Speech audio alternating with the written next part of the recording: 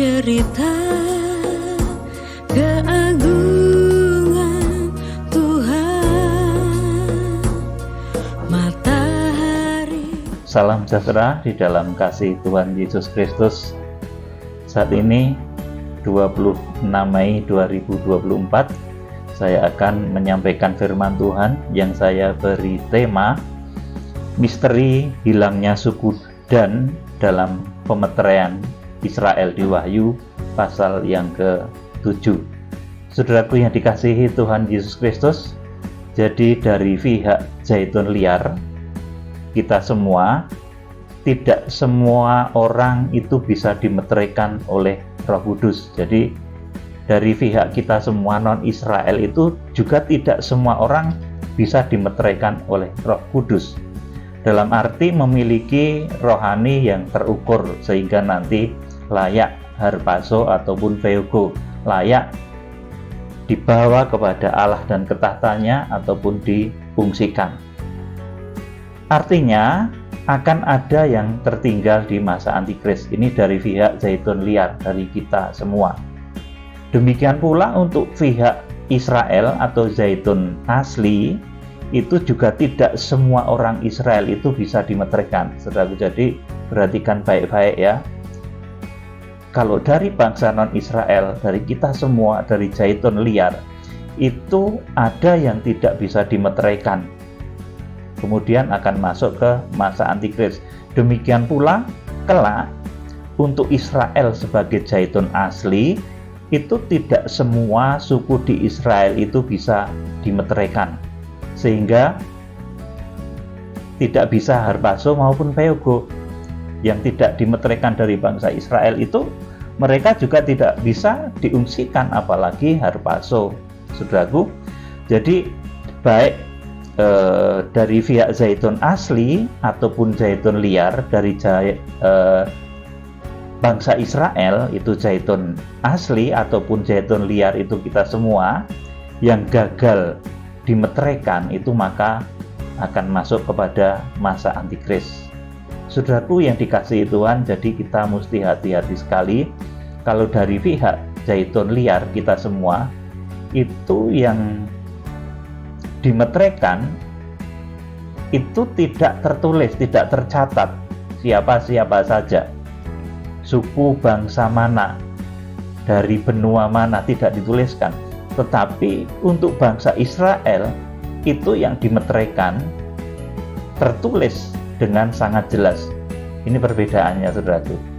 Dari pihak Zaitun Liar itu tidak dituliskan dari suku mana yang tidak bisa dimeteraikan, dari bangsa mana yang dimeteraikan atau tidak bisa dimeteraikan. Tetapi dari suku keturunan Israel ini karena memang spesial, maka dituliskanlah di dalam kitab Wahyu suku-suku yang nanti akhirnya bisa dimeteraikan dan suku-suku yang tidak termeteraikan. Saudaraku, jadi saya ulangi lagi, dari pihak Zaitun Liar itu memang tidak disebut orang mana, suku apa, negara mana yang akan tertinggal atau yang tidak dimeteraikan tersebut. Tetapi dari pihak Zaitun asli atau bangsa Israel itu sudah ditetapkan suku yang tidak bisa dimeteraikan, yaitu suku Dan. Saudaraku, dan ini ada sejarah yang panjang. Kita akan membaca kitab Wahyu pasal 7 ayat 1 sampai 8. Di sini kita akan melihat bahwa tidak semua suku di bangsa Israel itu bisa dimeteraikan. Jadi Tuhan itu sangat tegas ya, saudaraku, apalagi kepada kita yang hanya Zaitun Liar, yang hanya dicangkokkan, saudaraku. Sementara kepada bangsa Zaitun asli sendiri, suku-suku Israel sendiri, kalau Tuhan itu begitu tegas, apalagi dengan kita, saudaraku, yang merupakan Zaitun Liar saja. Oleh karena itu kita harus merendahkan hati, memohon kemurahan kepada Tuhan supaya kita tetap di dalam pemeteraian Roh Kudus. Saudara, saat ini mungkin ada di antara saudara yang yakin sudah dimeteraikan, ya puji Tuhan, saya ikut sukacita. Yang belum yakin dimeteraikan oleh Roh Kudus, berdoa, boleh sendiri, boleh berkelompok, boleh ketika bersama dengan orang banyak. Ketika saudara merenungkan firman, percaya Tuhan Yesus Kristus, kemudian saudara akan dipenuhi oleh Roh Kudus. Itu terjadi bisa ketika saudara sendiri, ataupun ketika saudara berkelompok, ataupun sedang berjemaah di dalam satu gereja. Saudara yang dikasihi Tuhan Yesus, kita akan membaca kitab Wahyu pasal 7 ayat 1 sampai yang ke-8. Dibaca Pak Nendra. Orang-orang yang dimeteraikan dari bangsa Israel. Ya, orang-orang yang dimeteraikan dari bangsa Israel. Kalau dari bangsa non-Israel itu nggak ditulis, saudaraku. Yang dimeteraikan itu dari bangsa mana saja. Yang tertolak, yang tidak bisa dimeteraikan dari mana-mana itu tidak ditulis, tapi untuk Israel itu ditulis. Saudaraku, coba dibaca terus. 1. Kemudian daripada itu, aku melihat 4 malaikat berdiri pada keempat penjuru bumi, dan mereka menahan keempat angin bumi, supaya jangan ada angin bertiup di darat, atau di laut, atau di pohon-pohon. Terus? Dan aku melihat seorang malaikat lain muncul dari tempat matahari terbit. Ia membawa meterai Allah yang hidup, dan ia berseru dengan suara nyaring kepada keempat malaikat yang ditugaskan untuk merusakkan bumi dan laut. Katanya, janganlah merusakkan bumi atau laut atau pohon-pohon sebelum kami memeteraikan hamba-hamba Allah kami pada dahi mereka. Iya, jadi dimeteraikannya di dahi, seperti kemarin saya sampaikan di Wahyu pasal yang ke-14 itu dimeteraikannya juga di dahi, ya saudaraku. Beda dengan antikris. Kalau antikris itu di dahi dan di tangan kanan. Nah, saudaraku, dibaca. Lanjut. Dan aku mendengar jumlah mereka yang dimeteraikan itu 144.000 yang telah dimeteraikan dari semua suku keturunan Israel. Iya, jadi yang telah dimeteraikan dari semua suku keturunan Israel itu 144.000 yang telah dimeteraikan dari semua keturunan Israel. Saudaraku, jadi kalau dari bangsa Israel ini ditulis, saudaraku, suku-suku yang nanti akan dimeteraikan itu ditulis, saudaraku. Dan ini terjadi ketika kegerakan kuda putih mencapai hasil. Jadi kegerakan kuda putih itu dimulai dari Wahyu pasal 6 ayat 1 sampai 2, kemudian hasilnya di Wahyu pasal 7 ayat 1 sampai 8 ini. Nanti lewat kegerakan kuda putih yang kita kerjakan bersama-sama, nanti akan terjadi pertobatan massal di Israel. Sekali lagi, pertobatan massal ini nanti bukan terjadi karena kita KKR di sana ngumpulin orang 144.000, kemudian kita suruh duduk mereka, kita suruh kebaktian mereka di satu padang terbuka atau di satu tempat yang luas, saudaraku. Tidak seperti itu, saudaraku. Karena kondisi saat kegerakan kuda putih itu justru kondisi dunia sedang di dalam kondisi yang tidak baik-baik saja. Dunia sedang panas, saudaraku, banyak peperangan, banyak bencana, saudaraku. Nanti di sana kita melakukan doa pemeteraian, saudaraku. Nanti kita akan mengerjakan, kalau Tuhan memberikan izinnya, saudaraku, pada tahun ini bulan November tetap akan kita kerjakan. Kalau nanti Tuhan memberikan keberhasilan kepada kita, itu semua karena Tuhan yang mengerjakan. Saudara dan saya belum berani menyebut itu sebagai wujud kegerakan kuda putih yang sesungguhnya, tetapi nanti kalau Tuhan mampu mengubahkan apa yang kita kerjakan itu menjadi kegerakan kuda putih yang sesungguhnya, saudaraku, itu juga kemurahan Tuhan semata.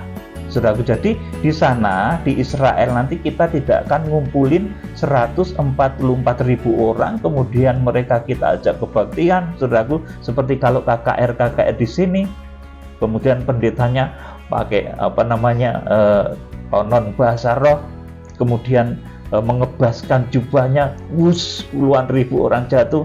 Saudaraku, kita tidak akan melakukan seperti itu di Israel, saudaraku, karena pemeteraian oleh Roh Kudus itu bisa berjalan secara senyap terhadap saudara masing-masing. Ketika saudara di tempat saudara masing-masing, ketika saudara berkumpul dalam perkumpulan ibadat, ketika saudara memohon kemurahan Tuhan oleh karena Injil, saudara percaya kepada Injil, kemudian saudara mengimani, saudara akan dimeteraikan oleh Roh Kudus, saudaraku. Jadi nanti kita ke Israel itu bukan nanti kemudian ngumpulin 144.000 orang suku Israel, itu enggak, saudaraku. Tetapi Roh Kudus nanti akan menjamah mereka di tempat mereka masing-masing dengan doa pemeteraian yang kita kerjakan, kita lantunkan. Beberapa hari ini Tuhan mengajari mengenai pemeteraian, saudaraku.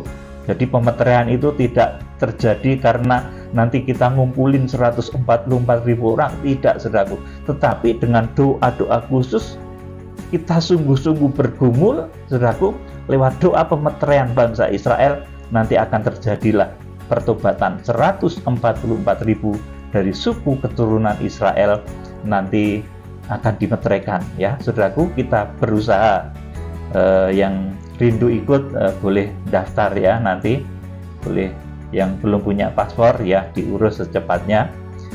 Nanti kita akan melaksanakan satu kegerakan sebisa kita, saudaraku yang dikasihi Tuhan. Dilanjut ayat yang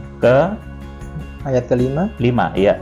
Dari suku Yehuda 12.000 yang dimeteraikan. Terus dari suku Ruben 12.000, dari suku Gad 12.000, terus dari suku Aser 12.000. Amin. Ya, dari sampai sini dulu ayat 5 ini saya bacakan ulang. Yang pertama dimeteraikan ini dari suku Yehuda. Ini padahal kalau menurut umur, saudaraku, menurut urutan lahir, Yehuda ini bukan anak yang pertama. Anak Yakub yang pertama itu Ruben, tetapi justru di sini yang dimeteraikan pertama ini dari suku Yehuda yang ditulis pertama. Ini anak dari Yakub, anak urutan lahir yang keempat suku Yehuda itu, saudaraku. Jadi suku Yehuda itu urutan lahirnya keempat, umurnya itu misalkan kakak adik, dia nomor 4, anak dari Lea. Kemudian kalau dari suku Yehuda 12.000 dimeteraikan. Kenapa 12.000? Karena di akhir zaman Tuhan memakai Tuhan Yesus suku Yehuda, singa dari suku Yehuda yang telah menang di Wahyu pasal yang ke-5 itu, anak domba yang tersembelih itu, saudaraku. Kemudian yang kedua yang dimeteraikan itu dari suku Ruben. Ini kalau secara urutan adalah urutan lahir pertama dari anak Lea, saudaraku. Jadi urutan pertama barep ini Ruben, saudaraku. Ini justru dicatat sebagai setelah Yehuda, ini 12.000. Kemudian dari suku Gad, ini kalau dilihat dari urutan lahir, dia adalah urutan yang ke-7, anak yang ke-7, anak dari Silpa, saudaraku. Silpa ini adalah hamba perempuan Lea. Jadi ini anak urutan yang ke-7. Dimeteraikan juga 12.000. Jadi saudaraku, pemeteraian ini rupanya juga melihat dari pertumbuhan iman mereka yang paling cepat ternyata dari suku Yehuda dan selanjutnya. Kemudian ayat yang ke-6 coba dibaca Pak Nendra. Dari suku Aser 12.000. Iya. Dari suku Naftali 12.000. Iya. Dari suku Manase 12.000. Dari iya. suku Simeon 12.000. Cukup ayat 7, ayat yang ke-6 saja. Dari suku Aser, saudaraku, Aser ini kalau secara urutan dia adalah anak yang lahir ke-6 dari Silpa, hamba perempuan Lea. Ini nanti dimeteraikan 12.000. Kemudian dari suku Naftali, Naftali ini secara urutan adalah lahir yang ke-6 dari anak Bilha, hamba perempuan Lea, 12.000. Dari suku Manase, nah ini menjadi beda. Ini Manase ini anak Yusuf, ya. Yusuf itu punya anak Efraim dan Manase. Yang Efraim tidak masuk, tapi yang Manase masuk. Suatu saat nanti saya jelaskan kenapa Efraim tidak masuk, saudaraku. Jadi Manase ini malah masuk di dalam 12 suku Israel di dalam jatah pemeteraian. Manase ini anak keturunan Yusuf dari Asnat, anak Potifera, bukan Potifar ya, Potifera, Imam Dion. Ini 12.000. Kemudian ayat yang ketujuh, dari suku Simeon 12.000, terus dari suku Lewi 12.000, terus dari suku Isakar 12.000. amin. Jadi kemudian ayat yang ketujuh ini dari suku Simeon. Simeon ini secara urutan ini lahir kedua dari Lea. Jadi ini anak nomor loro, saudaraku, nomor 2. Malah ditulis di ayat yang selanjutnya. Kemudian suku Lewi ini secara urutan juga adalah anak yang lahir ketiga dari Lea. Ini juga dimeteraikan 12.000. Lewi malah agak belakangan ya, saudaraku. Kemudian Isakar ini anak urutan yang ke-9 kalau secara urutan lahir ya. Ini anak dari Lea juga dimeteraikan 12.000. Kemudian ayat yang ke-8 dibaca Pak Nendra. Dari suku Sebulon 12.000, dari suku Yusuf 12.000, dari suku Benyamin 12.000. Amin, saudaraku. Jadi dari suku Sebulon ini secara urutan lahir dia anak yang ke-10. Saudaraku, ini anak dari Lea. Ini dimeteraikan juga. Kemudian Yusuf ini secara urutan lahir ini adalah anak urutan lahir yang ke-12. Lahir dari Rahel. Saudaraku, 12.000. Dan yang terakhir dari suku Benyamin. Ini anak urutan nomor 13 yang lahir dari Rahel. Saudaraku, jadi 12.000. Jadi pemeteraian ini juga berjalan menurut kadar kecepatan pertumbuhan iman masing-masing, saudaraku.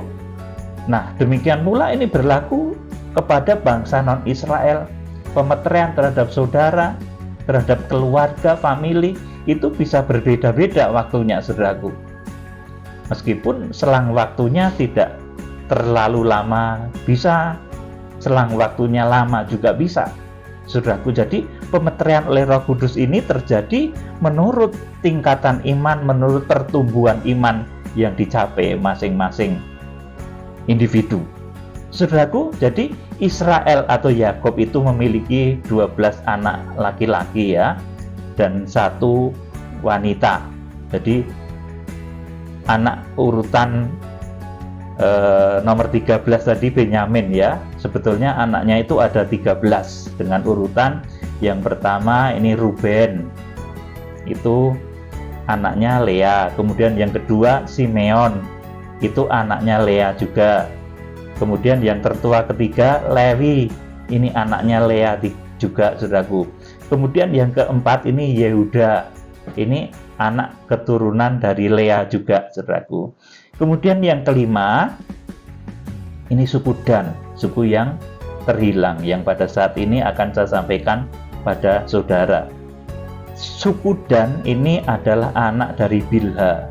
Bilha itu hamba perempuan Rahel, jadi pembantunya Rahel, saudaraku. Kemudian yang keenam, urutan keenam itu Naftali. Ini dari Bilha juga, hamba perempuan Rahel. Kemudian yang ketujuh, anaknya Yakub itu, saudaraku, itu suku Gad. Gad ini anak dari Silpa, hamba perempuan Lea. Jadi Rahel dan Lea itu punya hamba perempuan, punya pembantu, punya rewang gitu, saudaraku. Dan itu punya anak juga, saudaraku, dari Yakub, saudaraku. Dan rupanya Tuhan itu bersikap adil, saudaraku, baik dari anak Lea, kemudian anak Bilha, anak Silpa, anak Rahel, semua Tuhan bersifat adil, saudaraku.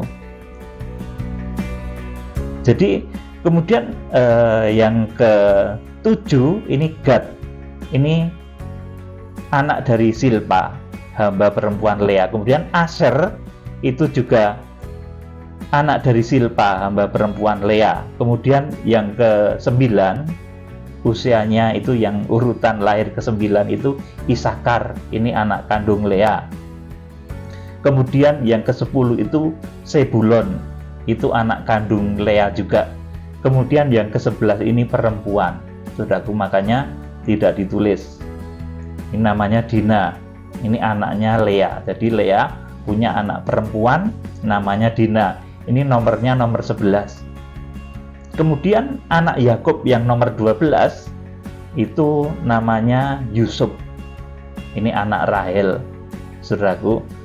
Kemudian yang ke-13 paling kecil ini namanya Benyamin, ini anak Rahel juga. Ini bisa dibaca di dalam kitab Kejadian pasal 29 ayat 31 sampai 35, kemudian Kejadian pasal 30 ayat 1 sampai 24. Saudara yang dikasihi Tuhan, jadi hilangnya suku Dan yang tidak bisa dimeteraikan di dalam kitab Wahyu pasal yang ke-7 ayat yang ke-5 sampai ke-8 itu selain dari ketetapan Tuhan yang ditulis di dalam Alkitab, ketetapan Tuhan yang ditulis di dalam kitab Wahyu, maka suku Dan yang merupakan anak nomor 5 secara urutan usia, itu anak nomor 5, dan ini merupakan anak dari Bilha atau hamba perempuannya Rahel,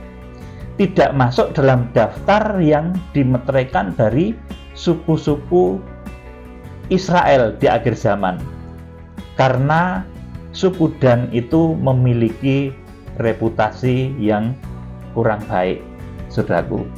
Yang pertama, kenapa suku Dan itu terhilang? Karena yang pertama itu ketetapan Tuhan, karena ditulis di dalam kitab Wahyu seperti itu, saudaraku. Itu alasan yang tidak bisa dibantah oleh apapun. Kemudian penjelasannya kenapa Tuhan bersikap seperti itu, saudaraku, ada banyak hal. Di antaranya karena suku Dan itu memiliki reputasi yang kurang baik, yang buruk. Saudara kenal Simson, ya, orang hebat, hakim-hakim, zaman hakim-hakim itu, saudaraku. Dia menjadi terpikat oleh Dilela, kemudian melupakan sesembahan yang benar. Kemudian dia berpaut kepada Dilela. Saudaraku yang dikasihi Tuhan Yesus Kristus, suku Dan itu, saudaraku, tidak ditulis di dalam kitab Wahyu, tidak bisa dimeteraikan tepatnya, karena mereka terpengaruh oleh dunia, oleh Babel dan pemberhalaan. Ini sejak dahulu. Kalau secara alasan, secara teologisnya, ini suku Dan itu mereka sudah hilang sejak sekitar 720 sebelum Masehi, ketika bangsa Israel Utara yang terdiri dari 10 suku itu dijajah oleh Asyur. Itu kemudian mereka terserak, dan suku Dan itu dikatakan termasuk suku yang hilang, ya, saudaraku. Tetapi sebetulnya tentu masih ada, saudaraku. Tetapi karena memang ada juga reputasi yang buruk. Tetapi alasan yang pertama karena firman Tuhan itu menuliskan suku Dan memang tidak ditulis. Bahkan di dalam kitab Wahyu pasal 21, di dalam Yerusalem baru, itu di atas pintu-pintu gerbang itu kan ditulis 12 suku Israel. Tetapi 12 suku Israel ini tentunya adalah yang ditulis di dalam kitab Wahyu pasal yang ke-7, saudaraku. Seperti yang ditulis di dalam Wahyu pasal 7 ayat yang ke-5 sampai ke-8 tadi. Itu 12 suku yang ditulis di dalam kitab Wahyu pasal 21, yang namanya tertulis di pintu-pintu gerbang Yerusalem baru. Saudaraku, beda dengan kitab Nabi Yeskiel. Kalau Nabi Yeskiel itu suku Dan itu masih ditulis di pintu timur dari Yerusalem. Itu, saudaraku yang dikasihi Tuhan. Jadi ini ada perbedaan, ya, saudaraku. Suku Dan, jadi suku Dan itu memang tidak termeteraikan karena mereka tidak bisa dimeteraikan karena terpengaruh oleh dunia, oleh Babel, oleh pemberhalaan yang memang sejak dulu menjadi karakter itu. Menjadi karakter dari suku Dan itu, mudah masuk di dalam pemberhalaan, mudah masuk kepada dosa-dosa hujat dan sumpah serapah. Saudaraku, jadi berbahaya ya, ucapan sumpah serapah, dosa-dosa sumpah serapah. Kamu tak sumpahin begini. Omongan yang sia-sia, saudaraku, itu enggak baik, saudaraku.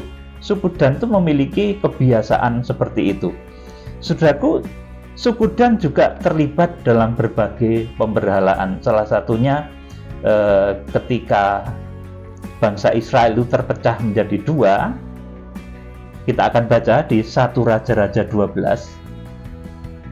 1 Raja-Raja 12 ayat 25 sampai 30. Dibaca Pak Nendra. Kemudian Yerobeam memperkuat Sikem di pegunungan Efraim, lalu diam di sana. Ia keluar dari sana lalu memperkuat Penuel. Terus?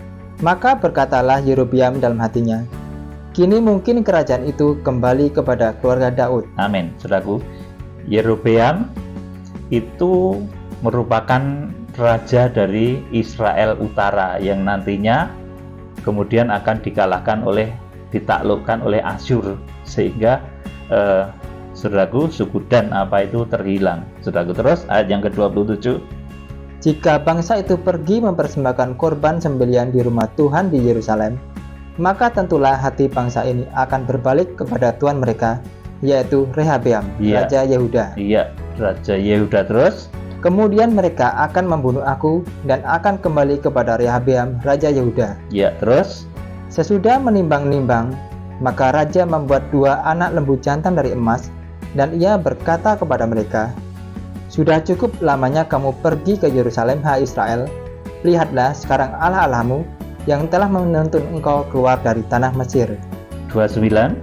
Lalu ia menaruh lembu yang satu di Betel dan yang lain ditempatkan di Dan. Iya, jadi saudaraku, ini permulaan saudaraku dari sifat yang kurang baik yang ada pada suku Dan, ya saudaraku, di mana di sana ditempatkan Allah-Allah lain, membuat 2 anak lembu jantan yang disuruh oleh Yerobeam yang merupakan raja Israel Utara itu menyuruh menyembah anak lembu jantan dari emas, saudaraku, yang ditempatkan satu di Betel, satu di Dan, saudaraku. Jadi di sini Dan ini terlibat pemberhalaan. Kalau Betel itu nama kota, saudaraku. Kalau Dan ini nama suku, ya saudaraku, dan nama tempat juga, lokasinya suku Dan tentunya waktu itu. Ayat 29 diulangi. Lalu ia menaruh lembu yang satu di Betel dan yang lain ditempatkannya di Dan. Ya, ayat 30.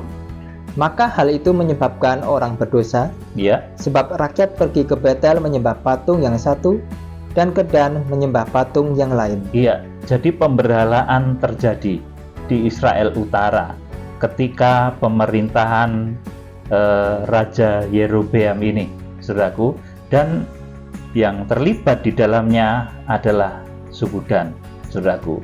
Di tempat di mana suku Dan berada itu ditempatkan patung anak lembu jantan dari emas yang dikatakan itu sebagai Allah-Allah, sebagai Allah yang menolong mereka, yang menjauhkan mereka dari Tuhan yang benar, dari Allah Israel, Abraham, Ishak, dan Yakub. Saudara yang dikasihi Tuhan, jadi pemberhalaan kayu, batu, emas, perak, saudaraku, kemudian kata-kata sumpah serapah, ucapan serapah, itu saudaraku, itu membuat orang itu namanya dikatakan oleh Tuhan itu dihapuskan dari kolong langit, saudaraku. Jadi yang membuat nama seseorang itu dihapus dari kolong langit, saudaraku, itu kalau orang itu terlibat dalam dosa pemberhalaan seperti dosa yang dilakukan oleh suku Dan, namanya terhapus akhirnya, saudaraku. Ini satu riwayat yang menceritakan mengenai karakter dari suku Dan, reputasi dari suku Dan yang kurang baik, yang membuat Tuhan kurang berkenan, sehingga di dalam kitab Wahyu suku Dan ini namanya ternyata dihapus, ya saudaraku.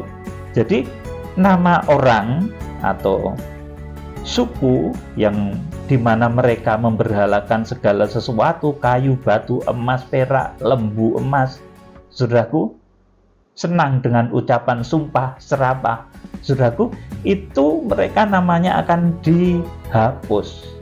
Saudaraku, ini ditulis dalam kitab Ulangan pasal 29 ayat 16 sampai 21. Yuk kita akan baca Ulangan pasal 29 ayat 16 sampai 21, dibacakan Pak Nendra.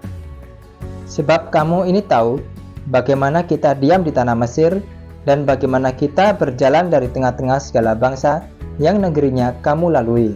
Terus? Dan kamu sudah melihat dewa kejijikan dan berhala mereka. Iya, dewa kejijikan dan berhala mereka. Terus? Yakni kayu dan batu, terus emas dan perak itu, terus, yang ada terdapat pada mereka. Terus? Sebab itu janganlah di antara kamu ada laki-laki atau perempuan, kaum keluarga atau suku yang hatinya pada hari ini berpaling meninggalkan Tuhan Allah kita untuk pergi berbakti kepada Allah bangsa-bangsa itu. Janganlah di antaramu ada akar yang menghasilkan racun atau ibu. Terus? Tetapi apabila seseorang pada waktu mendengar perkataan sumpah serapah ini menyangka dirinya tetap diberkati dengan berkata, aku akan selamat walaupun aku berlaku degil, dengan demikian dilenyapkanlah baik tanah yang kegenangan maupun yang kekeringan. Amin. Sampai di sini. Jadi satu karakter yang Tuhan tidak suka itu juga adalah sumpah serapah, ya. Di sini ayat 19 dikatakan, tetapi apabila seseorang pada waktu mendengar perkataan sumpah serapah ini menyangka dirinya tetap diberkati dengan berkata, aku akan selamat walaupun aku berlaku degil. Saudaraku, ada banyak orang yang ngakunya itu Kristen tapi kelakuannya degil, suka permusuhan, suka iri, dengki, suka hal-hal yang buruk, masih suka melakukan pekerjaan-pekerjaan yang berdosa. Saudaraku, masih melakukan kegiatan-kegiatan yang berdosa. Saudaraku, dia bilang, saudaraku, dia berkata, yang penting kan percaya nanti selamat. Saudaraku, aku akan tetap selamat, tetapi kelakuannya degil. Ini namanya sumpah serapah, saudaraku. Meskipun aku mabuk-mabukan, meskipun aku berzina, nggak bertobat, tapi percaya Yesus nanti kan masuk surga.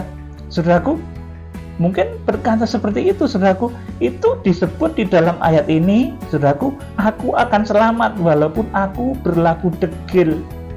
Saudaraku, orang yang mengaku Kristen tetapi perilakunya degil, saudaraku, pemabuk, pecandu, saudaraku, kemudian suka melakukan perbuatan-perbuatan dosa, suka menipu, suka berzina, dan lain sebagainya. Ini kelakuan-kelakuan yang degil, suka pemberhalaan. Sudah begitu mereka bilang, meskipun aku begini-begini, tapi aku akan tetap selamat. Saudara, itu perilaku yang dikatakan dalam ayat ini sebagai perilaku yang degil. Saudara, jangan menjadi orang Kristen yang degil, ngakunya anak Tuhan. Anak Tuhan kok perilakunya seperti kuasa kegelapan, ya, malu-maluin sekali, saudaraku. Oleh karena itu, kita jangan menjadi orang yang degil, yang ngakunya percaya Yesus tapi perbuatannya perbuatan syaitan. Saudaraku, jangan sampai, saudaraku, kita memiliki perilaku setan. Saudaraku yang dikasihi Tuhan. Jadi di sini sumpah serapah itu yang disindirkan di sini, mereka itu berkata, aku itu akan selamat walaupun perilakuku degil. Saudaraku, seperti itu, saudaraku. Dengan demikian dilenyapkannya baik tanah yang kegenangan maupun yang kekeringan. Ayat 20, maka Tuhan tidak akan mau mengampuni orang itu. Iya, Tuhan tidak mengampuni orang yang seperti itu, yang mengaku orang benar, saudaraku, padahal perilakunya itu degil. Terus itu menjadi sumpah serapah kata-katanya itu, saudaraku.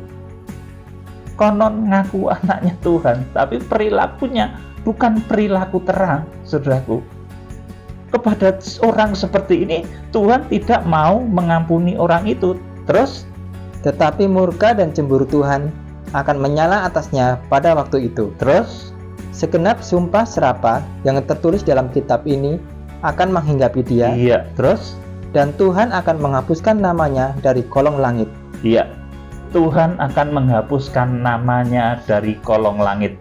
Di dalam kitab Wahyu pasal 3 ayat yang kelima, Tuhan itu memang bisa menuliskan nama seseorang di dalam kitab hayat ataupun mencoret namanya dari kitab hayat. Tuhan bisa, saudaraku. Nah, orang yang melakukan tadi pemberhalaan, kemudian sumpah serapah, kelakuannya degil, katanya orang benar, katanya percaya Yesus, tapi kelakuannya itu degil, kelakuannya berdosa, saudaraku, itu tidak bisa dimeteraikan, saudaraku. Orang-orang yang seperti itu dikatakan bahkan tetapi murka dan cemburu Tuhan akan menyala atasnya pada waktu itu.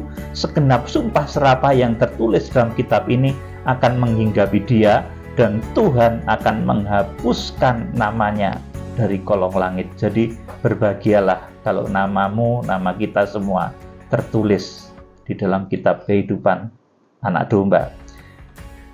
Ayat yang ke-21, perhatikan. Tuhan akan memisahkan orang itu dari segala suku Israel. Amin.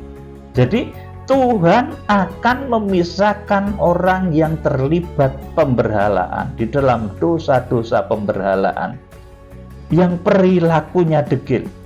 Tuhan akan memisahkan orang itu dari segala suku Israel. Nah, saudara, dari suku-suku Israel tadi yang tidak tulis adalah suku Dan. Itu karena perilaku, saudaraku. Perilaku, saudaraku. Lanjut. Supaya dia mendapat celaka, sesuai dengan segala sumpah serapah perjanjian yang tertulis dalam kitab hukum Taurat ini. Amin. Jadi saudaraku, saya berpesan kepada saudara supaya saudara dimeterai oleh Roh Kudus. Jadi Roh Kudus bisa memeteraikan saudara itu kapan saja. Ketika saudara di rumah sendirian, saudara sedang berdoa, menghayati firman, saudara bisa dimeterai oleh Roh Kudus, dibaptis oleh Roh Kudus. Ketika saudara sedang berkumpul bersama sekumpulan teman-teman seiman berdoa, saudara bisa dimeterai oleh Roh Kudus. Ketika saudara sedang berbakti di gereja, saudara bisa dimeterai oleh Roh Kudus. Ketika ada KKR, saudara juga bisa dimeterai oleh Roh Kudus. Tapi saya pesan, jangan itu merupakan satu euforia atau histeria. Kadang orang itu ada, saudaraku, yang ikut-ikutan, padahal bukan bahasa roh. Saudaraku, pendeta ngebaskan jubahnya ikut jatuh. Saudaraku, saya pernah ingat, saya itu dulu, saudaraku, pernah disuruh, kamu jatuh. Nggak mau, saya mau nggak. Kenapa, ngapain jatuh? Saya nggak mau tiru-tiru. Itu pendeta sangat senior waktu itu, tapi saya tetap nggak mau, saudaraku.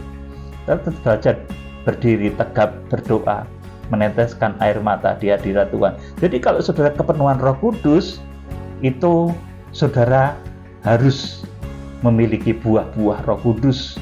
Saudara harus memiliki buah-buah di dalam Roh Kudus. Itu tanda kalau saudara dimeteraikan oleh Roh Kudus. Dan kalau orang dimeteraikan oleh Roh Kudus, itu dia tidak akan masuk di dalam pemberhalaan harta, pemberhalaan emas, permata, perak, pemberhalaan terhadap kalau dahulu terafim dan lain sebagainya.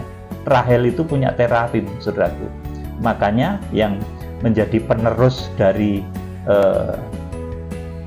keselamatan, yang dipilih menjadi jalur keselamatan, itu justru dari suku Yehuda yang merupakan anaknya Lea. Jadi Rahel itu cantik, dia dicintai sama Yakub, saudaraku.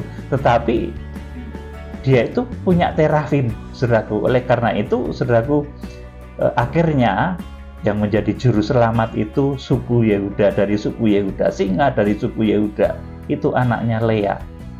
Saudaraku, jadi pemberhalaan itu betul-betul bisa menghancurkan segala sesuatu. Saudaraku, Tuhan Yesus itu luar biasa, dahsyat, luar biasa. Dia dari suku Yehuda, berarti dari Lea, bukan dari Rahel. Rahel itu padahal sangat disayang, dicinta oleh Yakub, saudaraku, dan itu cantik, saudaraku. Konon Rahel itu lebih cantik, Lea itu kurang begitu cantik. Saudaraku yang dikasih Tuhan, jadi pemberhalaan jangan sampai ada di hati saudara. Memberhalakan uang, harta, kekayaan, jabatan, dan lain sebagainya, jangan sampai ada di dalam hidup saudara. Saudara harus menyembah kepada Tuhan. Tuhan menjadi yang nomor satu dalam hidup ini. Jadi yang terindah di dalam kehidupan ini sebetulnya itu Tuhan, saudaraku. Jadi saudaraku, di sini dikatakan orang yang melakukan pemberhalaan, yang memiliki sifat-sifat degil. Dia ngomong orang benar, dia ngomong orang percaya, tetapi sifatnya itu degil. Aku selamat meskipun aku berlaku degil. Orang-orang yang seperti itu akan dipisahkan dari suku-suku yang dimeteraikan di akhir zaman nanti, saudaraku. Dan itu karakternya ada pada karakter suku Dan.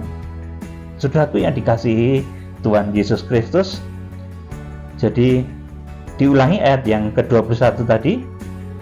Tuhan akan memisahkan orang itu dari segala suku Israel, supaya dia mendapat celaka, sesuai dengan segala sumpah serapah perjanjian yang tertulis dalam kitab hukum Taurat ini. Amin, saudaraku. Ini nanti berkaitan dengan antikris, ya, saudaraku. Antikris itu juga memiliki mulut yang suka dengan sumpah serapah, saudaraku. Jadi orang-orang yang mengikuti antikris pun tentunya menyukai sumpah serapah, menyukai hujat menghujat, saudaraku. Dan asal usul antikris itu, saudara jangan menunjuk orang lain, jangan menunjuk kepercayaan lain. Malah Rasul Yohanes itu berkata, antikris itu asal usulnya dari kita sendiri, saudaraku.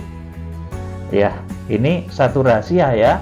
Saya tidak akan menuduh dari suku Dan atau yang lain sebagainya. Saudara bisa memohon nikmat pada Tuhan. Nanti antikris itu munculnya dari mana, saudaraku? Karena Rasul Yohanes ini pernah berkata, ya, saudaraku, bahwa Rasul Yohanes itu, saudaraku, berkata tentang hal antikris. Kita akan baca 1 Yohanes 2 ayat 18 sampai 20. Antikristus. Ya.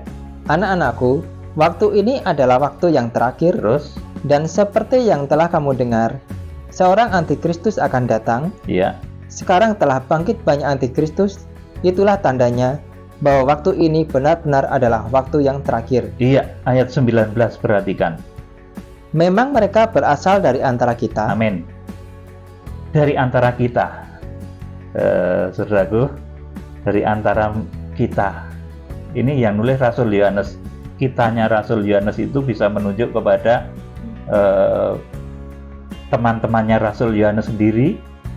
Saudaraku, bisa menunjuk kepada orang-orang yang seiman dengan apa yang diimani Rasul Yohanes, saudaraku. Karena Rasul Yohanes pernah punya pengalaman, punya sahabat yang berkhianat yang namanya Yudas, saudaraku. Jadi 12 rasul, saudaraku, itu ada yang jatuh satu, namanya Yudas, kemudian digantikan oleh Matias, saudaraku. Demikian pula ini ada satu rahasia. Di akhir zaman ada 12 suku Israel, dan ternyata suku Dan tidak ditulis, diganti oleh Manase, ya, saudaraku. Dibaca ayat 19, ayat ulang. Memang mereka berasal dari antara kita. Iya, terus? Tetapi mereka tidak sungguh-sungguh termasuk pada kita. Iya, mereka itu nggak sungguh-sungguh ikut pada kita. Terus? Sebab jika mereka sungguh-sungguh termasuk pada kita, niscaya mereka tetap bersama-sama dengan kita. Terus? Tetapi hal itu terjadi supaya menjadi nyata bahwa tidak semua mereka sungguh-sungguh termasuk pada kita. 20. Tetapi kamu telah beroleh pengurapan dari Yang Kudus, yang dengan demikian kamu semua mengetahuinya. Iya, tetapi kamu telah beroleh pemeteraian dari Yang Kudus, itu Roh Kudus ya, dimeteraikan oleh Roh Kudus. Saudaraku yang dikasihi Tuhan, maka pembinasa keji di akhir zaman itu disebut antikristus. Antikristus itu anti Roh Kudus, bukan anti Yesus, saudaraku, bukan anti Yesus ya. Kalau anti Yesus malah nggak ada, saudaraku. Makanya ada satu ayat yang mengatakan kalau orang menghujat anak manusia itu masih diampuni, tapi kalau menghujat Roh Kudus dia tidak diampuni. Saudara yang dikasihi Tuhan, di akhir zaman itu akan muncul antikristus, anti Roh Kudus. Saudaraku, anti pekerjaan Roh Kudus, anti Roh Kudus, bukan anti Yesus. Mungkin mulutnya malah ngomong Yesus, saudaraku, tetapi dia anti Roh Kudus, anti kekudusan, saudaraku. Jadi yang harus dimengerti ini, mereka berasal dari antara kita, tetapi mereka tidak sungguh-sungguh termasuk pada kita. Sebab jika mereka sungguh-sungguh termasuk pada kita, niscaya mereka tetap bersama-sama dengan kita. Tetapi hal ini terjadi supaya menjadi nyata bahwa tidak semua mereka sungguh-sungguh termasuk pada kita. Rasul Yohanes menulis begini karena pernah punya kawan namanya Yudas, itu juga dekat sama Yesus, saudaraku. Yudas itu kurang dekat apa sama Tuhan Yesus, saudaraku. Tetapi Yudas itu akhirnya berkhianat, saudaraku. Makanya Rasul Yohanes bisa menulis hal seperti ini. Kita akan membaca tentang antikris dan pengikutnya. Wahyu pasal yang ke-13 ayat 5 sampai ke-8. Dan kepada binatang itu diberikan mulut yang penuh kesombongan dan hujat. Kepadanya diberikan juga kuasa untuk melakukannya 42 bulan lamanya. 6. Lalu ia membuka mulutnya untuk menghujat Allah, menghujat namanya dan kemah kediamannya, dan semua mereka yang diam di sorga. Amin, saudaraku. Dan kepada binatang itu antikris tadi, diberikan mulut yang penuh kesombongan, penuh hujat, penuh sumpah serapah, saudaraku. Jadi hal ini menandai orang-orang yang menjadi pengikut antikris itu, mereka juga mulutnya sukanya menghujat Allah, menghujat pemimpin, menghujat segala sesuatu yang tidak diketahuinya, menghujat namanya, menghujat kediamannya, dan menghujat surga. Ayat yang ke-7. Dan ia diperkenankan untuk berperang melawan orang-orang kudus dan untuk mengalahkan mereka, dan kepadanya diberikan kuasa atas setiap suku dan umat dan bahasa dan bangsa. Terus, dan semua orang yang diam di atas bumi akan menyembahnya, yaitu setiap orang yang namanya tidak tertulis sejak dunia dijadikan di dalam kitab kehidupan dari anak domba yang telah disembelih. Amin. Saudaraku, jadi antikris itu diperkenankan untuk berperang melawan orang-orang kudus dan untuk mengalahkan mereka. Antikris itu nanti akan mengalahkan, membunuh orang-orang kudus yang tertinggal pada zaman antikris. Saudaraku, jadi Wahyu pasal 12 itu pertengahan ke-7 tahun. Ketika nanti orang-orang yang dimeteraikan dari suku Israel maupun dari non-Israel itu sudah bersatu. Kemudian gereja itu digambarkan melahirkan orang-orang yang sempurna. Maka akan ada satu acara besar yang namanya Harpazo, kemudian pengungsian. Saudaraku, yang mencapai ruang Maha Kudus itu Harpazo dibawa kepada Allah dan ketatannya. Yang mencapai ruang kudus itu diungsikan, kemudian kanak-kanak rohani itu tertinggal. Pada saat itulah 42 bulan lamanya nanti antikris akan berkuasa, dan antikris itu diperkenankan untuk berperang melawan orang-orang kudus dan mengalahkannya. Jadi orang-orang kudus nanti akan dikalahkan di zaman antikris, karena orang-orang kudus saat itu adalah orang-orang kudus yang kadar rohaninya itu pelataran, namanya tetap orang kudus, tetapi kadar rohaninya pelataran, saudaraku, tidak bisa dimeteraikan, akhirnya tertinggal, baik tertinggal pengangkatan maupun pengungsian, harpaso maupun feogo itu tertinggal, saudaraku, orang yang tidak dimeteraikan, yang dari jahitan liar maupun dari bangsa Israel. Jadi syarat supaya orang itu harpaso atau diungsikan itu memang harus dimeteraikan oleh Roh Kudus, baik dari bangsa jahitan liar kita semua ataupun dari bangsa Israel sendiri, dari jahitan asli. Dan ayat 8 ini dikatakan, dan semua orang yang diam di atas bumi menyembahnya, yaitu setiap orang yang namanya tidak tertulis sejak dunia dijadikan di dalam kitab kehidupan dari anak domba yang telah disembelih. Jadi Tuhan Yesus telah berkuasa menulis atau menghapuskan. Dan rupanya di dalam Wahyu pasal yang ke-7 ayat yang ke-5 sampai ke-8 itu, saudaraku, itu ada salah satu suku Israel yang namanya terhapus. Saudaraku, itu kebijakan Tuhan, dan saya juga tidak akan menuduh bahwa nanti antikristus munculnya dari suku Dan. Saya tidak menuduh seperti itu ya, saudaraku. Tetapi Rasul Yohanes dahulu pernah bilang bahwa mereka itu berasal dari antara kita. Saudaraku, siapa coba yang duduk di bait suci kalau bukan orang-orang kita sendiri, saudaraku? Siapa coba, saudaraku? Oleh karena itu kita harus berhati-hati. Sekarang di akhir zaman kita harus pertama terlepas dari berbagai macam dosa pemberhalaan. Pemberhalaan terhadap harta, pemberhalaan terhadap kepandaian, pemberhalaan terhadap kekayaan, pemberhalaan terhadap jabatan. Kita harus terhindar dari hal itu. Kemudian yang kedua, kita jangan menjadi manusia yang degil hatinya, yang katanya anak Allah tapi perbuatannya perbuatan anak-anak kegelapan. Saudaraku, itu orang yang hatinya degil.